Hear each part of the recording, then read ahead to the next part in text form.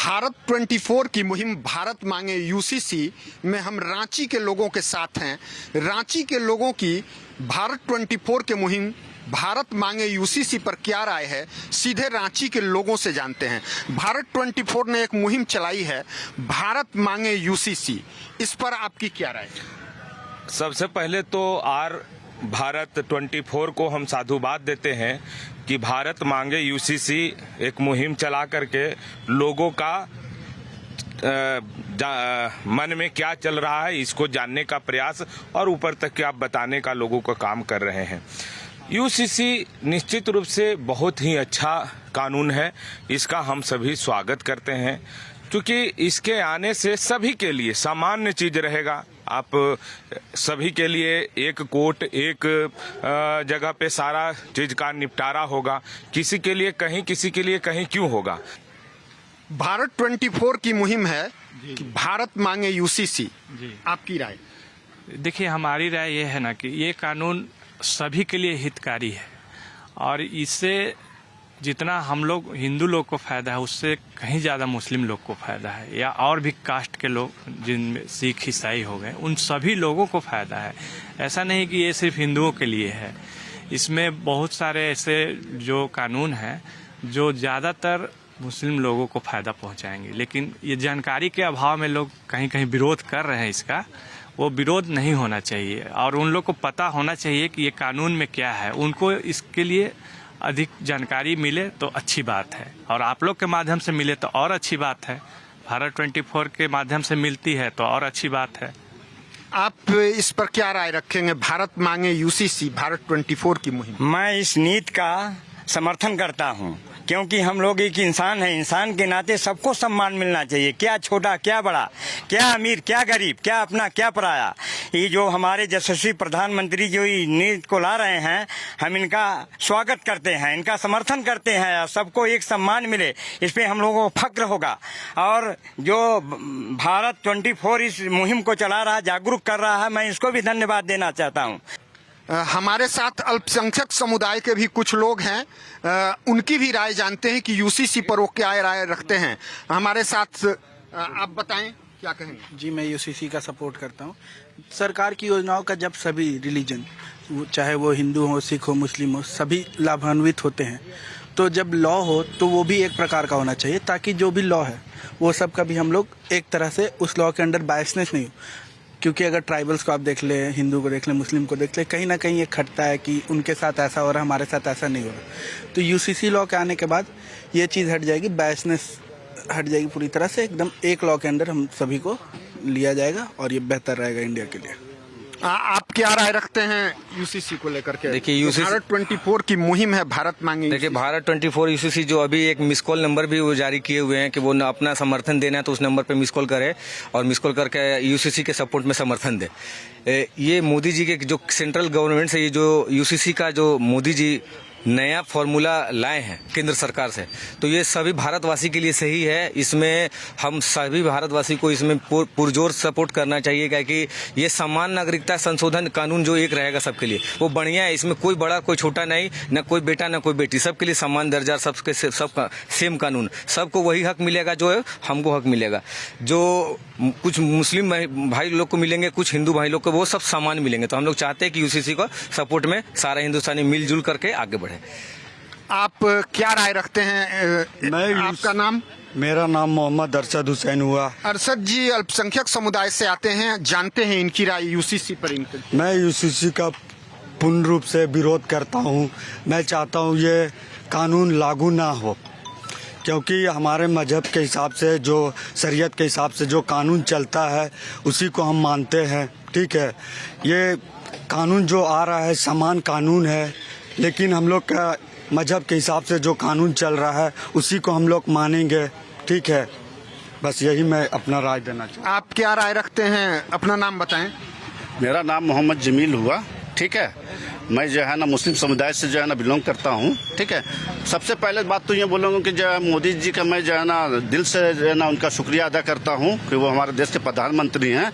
लेकिन उन्होंने जो बहुत सारे जो ऐसे जो है ना संविधान जो है ना जो है बोल रहे हैं, ये जो है ना सरासर जो है गलत है कि हम स्वतंत्र भारत के स्वतंत्र नागरिक हैं। हमें हर तरह की आज़ादी जो है ना पहले से हमको मिल चुकी है।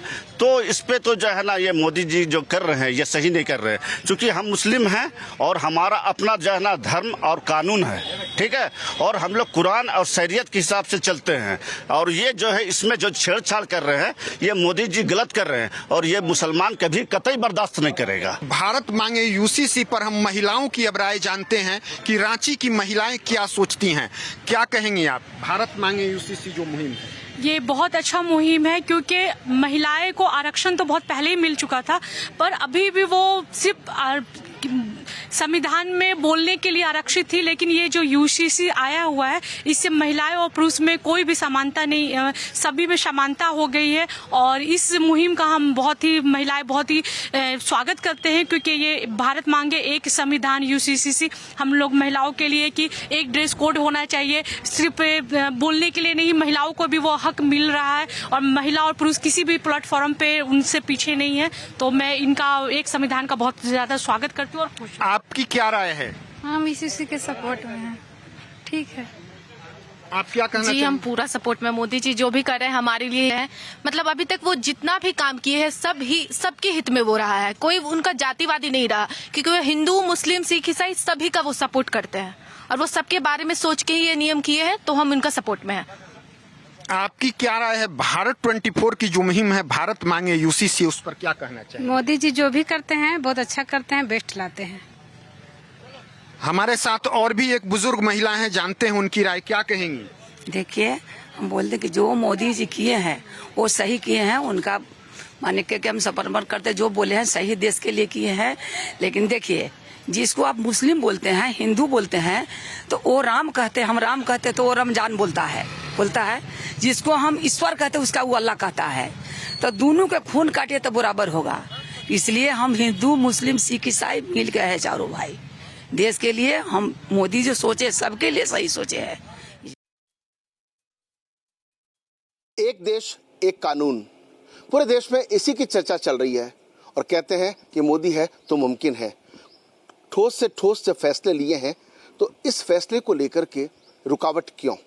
सबसे बड़ी बात यह है कि अब आने वाले समय में क्या यूसीसी लागू होगा या नहीं, ये पूरे देश में चर्चा चल रही है।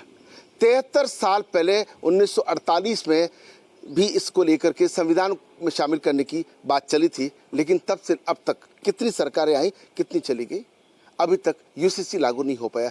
अगर दुनिया की बात करें तो चंद मुश्किल से 6 या 7 ऐसे देश हैं जहाँ पे यूसीसी लागू है। लेकिन अगर कुछ शक्तिशाली राष्ट्रों की बात करें तो आज उनमें भी यूसीसी लागू नहीं है। फैसला जनता का होना चाहिए, इसीलिए जनता हमारे बीच में है। इस वक्त हमारे साथ में सभी तबके के जो प्रबुद्धजन हैं, चाहे अगर बात करें अधिवक्ताओं की बात करें, सरकारी अधिवक्ताओं की बात करें, जमीनी स्तर पर व्यवसायियों की बात करें, महिलाओं की बात करें, पत्रकारों की बात करें, वकीलों के साथ साथ जो जुडिशरी के क्षेत्र से जो उनकी बात करें, पूर्व जो विधायक रहे उनकी बात करें, और ऐसे लोग जो प्रोफेशनल एथिक्स वाले लोग हैं उनकी बात करें, सभी वर्ग हमारे साथ हैं। और उन सबसे यह जानना जरूरी है कि आखिर वो क्या चाहते हैं। जनता जनार्दन होते हैं, जनता ही सब कुछ फैसला करती है। सबसे पहले हमारे साथ में जो वरिष्ठ नारायण राम बेड़ा हैं, पूर्व विधायक हैं, उनसे जरा चर्चा करते हैं। आपको क्या लगता है ये जो यूसीसी की जो चर्चा चल रही है, क्या लागू होना चाहिए? आपको लगता है कि एक देश एक कानून लागू होना चाहिए? ये बात ठीक है, एक देश और एक कानून लागू होना चाहिए, मेरी इसी खुद की व्यक्तिगत राय भी।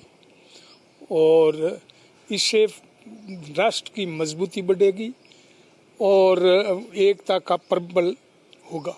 ये संविधान के समय भी वैसे आधा हिस्सा तो इसका हो चुका है कि संविधान में हमको सबको समानता का अधिकार दिया हुआ है, तो इसमें बहुत सख्त हो जाएगी तो अच्छा होगा, बुरा नहीं होगा। ये मेरी सोच है, होनी चाहिए। लेकिन आपको लगता है कि जब इतने बड़े बड़े फैसले हो रहे हैं, धारा 377 की बात करें, राम मंदिर की बात करें, आपको लगता है ये भी फैसला हो जाएगा?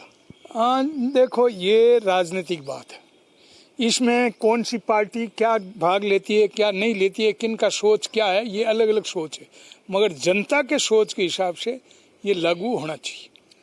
हमारे साथ में विपुल सिंह भी हैं जो अधिवक्ता भी, उनसे बात करते हैं। तो क्या देखते हैं, कैसे देखते हैं इस कानून को आप? Uniform civil code article 44 of the constitution के द्वारा इंट्रोड्यूस किया जाना है और यूनिफॉर्म सिविल कोड की मांग बहुत लंबे समय से इस देश में उठती रही है। सवाल ये है कि यूनिफॉर्म सिविल कोड यूनिफॉर्मिटी लेकर आता है तो इस पे एतराज़ किसको हो सकता है? यूनिफॉर्मिटी लेकर आता है वो सक्सेशन के लॉज में, यूनिफॉर्मिटी लेके आता है वो चाइल्ड मैरिजेस के लॉ में, यूनिफॉर्मिटी लेके आता है वो पॉलीगैमी को बैन करने के फॉर्म में, यूनिफॉर्मिटी लेके आता है वो फोर्स सर्कमसेशन के बारे में। सो यूनिफॉर्मिटी की एतराज़, यूनिफॉर्मिटी पे एतराज़ क्यों होना चाहिए, किस तरह से होना चाहिए? If you talk about the majority of the country, उनको बहुत पहले 1955 में ही उनको कोडिफिकेशन दे दिया गया था और यूनिफॉर्म सिविल लॉज बना दिए गए थे। हम जब एक नेशन के अंदर रह रहे हैं और एक नेशन स्टेट की बात करते हैं, जिस नेशन स्टेट में हम हैं, तो वहाँ पर जब हमें समान अधिकार दिए गए हैं तो क्यों ना हमारे पास समान सिविल लॉज भी हों। जी, कैसे देखते हैं इस कानून को आप? मेरा मानना ये है कि कोई भी आप नया लॉ लाते हैं या कोई नया स्ट्रक्चर लाते हैं सोसाइटी के लिए, तो उसको पहले आपको सोसाइटी को बताना पड़ता है कि क्या स्ट्रक्चर है। हर कोई भी चीज़ आनन फानन में की हुई होती है, वो खराबी होती है, उसके परिणाम भी खराब होते हैं।